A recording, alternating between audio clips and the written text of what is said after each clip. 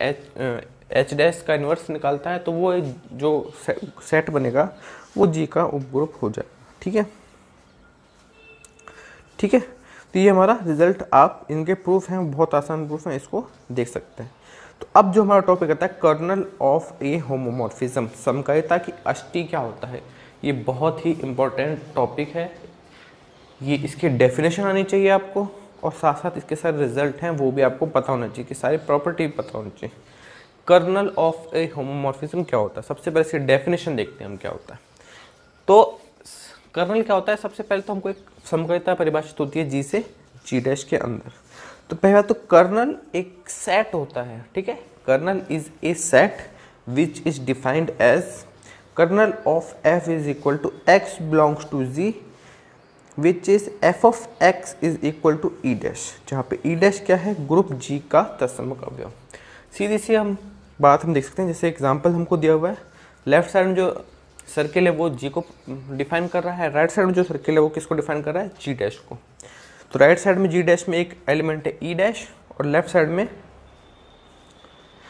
में एक सर्किल है जिसको हम बी नाम दे दिया। तो सिंपल सी बात है कि कर्नल एक ऐसा एलिमेंट का सेट है जी के अंदर, ठीक है।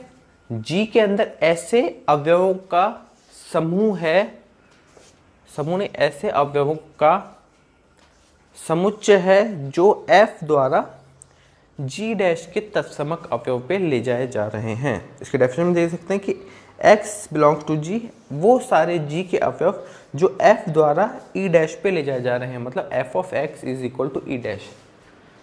f द्वारा उसके ई डैश पे ले जाए जा रहे g के सभी अवयवों का समुच्चय क्या कहलाएगा, हमारा कर्नल ऑफ f। ठीक है, ये डायग्राम से आप याद रख सकते हैं, बहुत ही इंपॉर्टेंट डेफिनेशन है। तो इस डेफिनेशन को समझने के लिए हम एग्जांपल देखते हैं कि सी और आर दो ग्रुप दिए हुए हैं, और हमको एफ डिफाइन है C0 से R0 के अंदर। किस प्रकार है, एफ ऑफ जेड की वैल्यू मॉड जेड के बराबर है, ठीक है। और ये समकालिता है, क्योंकि हम देख सकते हैं समकालिता, इसको आसानी से प्रूव कर सकते हैं। यदि हम इसको कर्नल की बात करें, कर्नल में हमको एक डेफिनेशन, एक इक्वेशन याद रखनी है, f of x is equal to e dash. Kernel जब भी हमको निकालना है, हमको इक्वेशन याद होनी चाहिए, f of x is equal to e dash. जब भी हमारे पास होगा तो वहाँ से हम कर्नल निकाल सकते हैं। जैसे हम यहाँ पे निकालते हैं एफ ऑफ एक्स, मतलब यहाँ पे एफ ऑफ जेड ले लिया, और ई डैश क्या है, ई डैश है जी डैश का तत्समक अवयव, और यहाँ पे जी डैश हमारा है, ई डैश है हमारा R0, R0 का तत्समक अवयव है 1, ठीक है। R0 का मतलब है कि यहाँ से हमने जो जीरो एलिमेंट है उसको हटा दिया है। तो जैसे हमने इसको हटाया तो यहाँ से तत्समक अवयव आ गया यहाँ पे 1। तो f of z is equal to 1 equation को सॉल्व करना है जो नीचे लिखा हुआ है, और एफ ऑफ जेड हमारा ऊपर परिभाषित है मॉड जेड। तो जेड C0 के वो सारे अवयव जिनका mod z is equal to 1 है, वो सारे कॉम्प्लेक्स नंबर जिनका मॉड्यूलस इज इक्वल टू 1 है, वो हमारे कहलाएंगे इस ग्रुप का कर्नल, ठीक है। ये हमारे कर्नल के निकल चुके हैं। अब यहाँ पे एग्जाम्पल हमने देख लिया, ये बहुत ही सिंपल एग्जाम्पल, इसका भी कर्नल हम निकाल सकते हैं। F of x equal to x4 का कर्नल निकालना है, तो सेम आप ऐसे करेंगे, same f of x equal to 1 से एफ एक्स की पावर 4 इज इक्वल टू 1, तो यहाँ से कर्नल आ जाएगा 1 और -1, ठीक है। यहाँ से आप इसका भी कर्नल निकाल सकते हैं, सेम इस प्रकार से निकल जाएगा, सॉल्व करके निकल जाएगा, ठीक है। अब एक प्रमेय आती है कर्नल के ऊपर कि यदि हमारा एफ जी से जी डैश पर एक समकालिता है, तो एफ की अष्टी कर्नल ऑफ एफ जी का उपग्रुप होता है, ठीक है। कर्नल मैंने आपको बताया, कर्नल एक सेट होता है, और सेट के अंदर अवयव कहाँ से आते हैं, जी के अंदर से। तो जी के अंदर से आते हैं, तो ये जो कर्नल है वो भी एक सब ग्रुप है, ये हम प्रूव कर सकते हैं। किसका सब ग्रुप है, जी का, ठीक है। जहाँ से इसके अवयव आ रहे हैं उसका ही ये सब ग्रुप है। सब ग्रुप प्रूफ करने के लिए देखिए, मैंने वापस बताता हूँ, सब ग्रुप करने के लिए हमको दो चीज, एक चीज़ प्रूफ कर देते हैं कि हम दो अवयव लेते हैं ए और बी, और हम दिखा देते हैं कि उनका पहला अवयव इनटू दूसरे अवयव का इनवर्स उसी ग्रुप के अंदर उपस्थित है। तो यहाँ से हमने कर्नल की डेफिनेशन दी, kernel of f is equal to x belongs to G, f of x is equal to e dash. तो जैसे हमारा इसको सब ग्रुप प्रूफ करेंगे तो हम सबसे पहले हम दिखा देंगे कि जो कर्नल जो सेट है वो इज एम्प्टी है, एम्प्टी नहीं है, खाली नहीं है। तो यहाँ से दिखा देंगे कि ई हमारा कर्नल के अंदर है, क्योंकि इसका f of e is equal to e dash की वैल्यू हमारे पास आ रही है। तो कर्नल हमारा एम्प्टी नहीं है, kernel of five is not equal to 5। अब हम दो एलिमेंट ले लिए एक्स और वाई, ठीक है, दो एलिमेंट ले लिए कर्नल में, तो दोनों कर्नल के इक्वेशन को सेटिस्फाई करेंगे। तो एफ ऑफ एक्स की वैल्यू बी डैश होगी और एफ ऑफ वाई की वैल्यू भी ई डैश होगी। अब यहाँ से हम दिखा देंगे कि हमारा एक्स वाई इनवर्स है वो भी इसके अंदर होगा। तो हम f of x y inverse की वैल्यू निकालते हैं, f of x y inverse की वैल्यू निकालते हैं। तो यहाँ से क्योंकि एफ हमारा होमोमॉर्फिज्म है तो इसके लिए हो जाएगी f of x into f of y inverse. और मैंने बताया था कि जो इनवर्स होता है वो पूरे फंक्शन के बाहर आ जाता है, तो ये हो जाएगा एफ ऑफ वाई का पावर -1 और एफ ऑफ एक्स की वैल्यू ई डैश है, एफ ऑफ वाई की वैल्यू भी ई डैश है। तो यहाँ से वैल्यू भी ई डैश आ गई। मतलब हमारा जो एक्स इंटू वाई इनवर्स है ये भी कर्नल की इक्वेशन थी उसको सेटिस्फाई कर रहा है। तो यहाँ से एक्स, तो यहाँ से हमारा क्या ये हो जाएगा, कर्नल है वो एक सब ग्रुप है जी का, ठीक है। अब ये भी जो नेक्स्ट प्रमेय है ये प्रमेय है किसी ग्रुप जी से जी डैश पर परिभाषित समकारिता एफ एक की समकारिता होती है यदि कर्नल के अंदर केवल एक अवयव है वो है ई, ठीक है। तो ये बहुत इंपॉर्टेंट प्रमेय है। तो इसने कहा कि यदि समकारिता एक की समकारिता होगी यदि कर्नल के अंदर एक एलिमेंट है ई। और यहाँ पे गौर ध्यान देने की बात है, यदि और केवल यदि, तो हमको दो चीज़ें प्रूफ करनी है। पहली बात तो ये एक की समकारिता मान के चलेंगे तो हम प्रूफ कर देंगे कर्नल में एक एलिमेंट है, प्लस दूसरा ये चीज़ प्रूफ करनी होगी कि कर्नल के अंदर यदि एक एलिमेंट हो तो समकारिता एक की होगी, हमको प्रूफ करना है।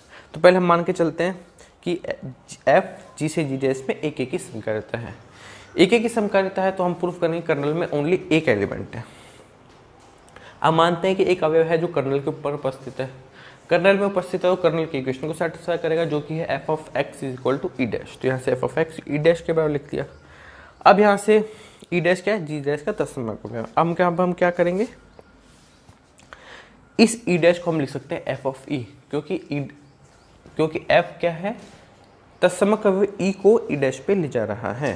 तो यहाँ से इसको लिख देंगे f of x equal to f of x equal to f of e, ठीक है। अब हमें क्योंकि हमको ये पता है कि जो समकारिता है हमारी एक की समकारिता है मान के चले, तो एक की समकारिता का ये मतलब था यदि हमारे पास इक्वेशन है f of a is equal to f of b और एफ हमारी एक की समकारिता है तो इसका हम कह सकते हैं कि ए और बी दोनों बराबर होंगे।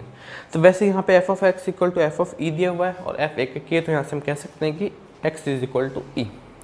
जैसे ही एक्स इज इक्वल टू ई हो गया हमारे पास, ठीक है, एक्स इज इक्वल टू ई हो गया और हमने क्या मान के चले कि ये एक्स कर्नल के अंदर भी है, ठीक है। और एक्स कर्नल के अंदर है तो मतलब हम जो वेरिएबल एक्स लेके चलते हैं वो हमेशा किसके बराबर आ रहा है, ई के बराबर। मतलब कर्नल के अंदर केवल एक एलिमेंट है वो है ई। तो हमारी एक चीज़ प्रूफ हो चुकी है। अब इसका कन्वर्स प्रूफ करेंगे, मान के चलेंगे कि कर्नल के अंदर एक एलिमेंट ई। तो अब हम प्रूफ कर देंगे कि हमारी समकारिता है वो एक की समकारिता है। तो हम एक की समकारिता प्रूफ करने के लिए हम कैसे प्रूफ करते हैं, हम लेके चलते हैं f of x is equal to f of y. और यदि हम लास्ट में प्रूफ कर देंगे कि x is equal to y तो हमारी ये एक की समकारिता प्रूफ हो जाएगी। जैसे हमने f of x equal to f of y लेके चले तो अब यहाँ क्या करेंगे, दोनों साइड क्या लगा देंगे, हम एफ ऑफ वाई का इनवर्स अप्लाई कर दिया।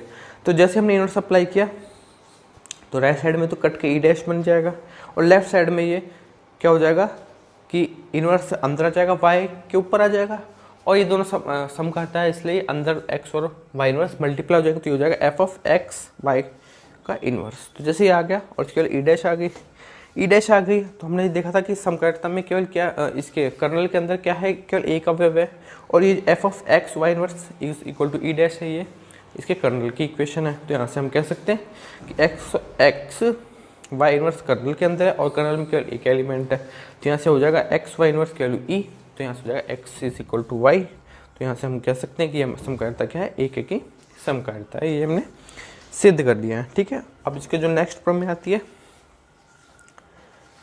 ये जो रिजल्ट है ये आपको पता होना चाहिए। इसका प्रूफ आप देख सकते हैं कि प्रत्येक क्रम विनिमय ग्रुप के समकार्य प्रतिबिंब जो होगा वो भी क्रम विनिमय ग्रुप होगा। मतलब हमको एक ग्रुप दिया है जी जो कि क्रम विनिमय है, तो एफ ऑफ जी होगा वो भी हमारा क्या होगा, कर्णिविन्य ग्रुप होगा। चक्रीय ग्रुप का समकाली प्रतिबिंब भी चक्रीय होता है। चक्रीय ग्रुप F